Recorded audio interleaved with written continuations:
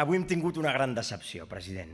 En anteriors intervencions, vostè s'havia guardat la hispanofòbia i la independència per al final.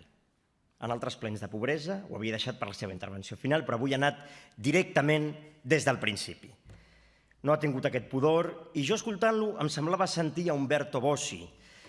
I en un debat, i president, en un debat de solidaritat, de justícia social, ens ve a parlar d'egoisme fiscal, ens ve a parlar de posar fronteres a la solidaritat. Vol que traiem les balances fiscals internes a Catalunya? Vol que parlem de l'espoli que patim els barcelonins?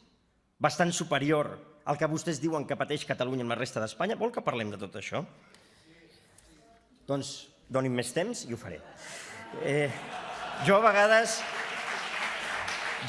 penso, senyors i senyores diputats, que si no existís el Partit Popular se l'haurien d'inventar. Què farien sense nosaltres? De què parlarien? Com justificarien els seus fracassos? Com amagarien les seves incompetències? I penso també en l'esquerra.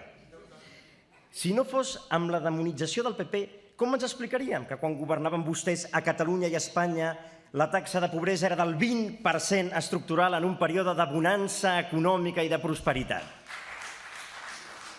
Si no fos per un conflicte alimentat cada dia a través de la propaganda, com ens explicarien vostès que han governat 40 anys Catalunya, que han pactat, com els deien abans, tots els sistemes de finançament de Catalunya, que la nostra terra estigui endeutada fins a les celles, fregida a impostos, atenallada per la burocràcia, fortament tensionada i sense cap altre rumb més enllà d'un xoc tristíssim? Com ens ho explicarien si no fos amb aquesta propaganda constant i amb la criminalització del PP i del govern de l'Estat?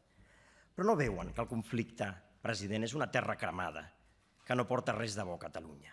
Però hi ha moltes famílies que esperen bastant més de vostès.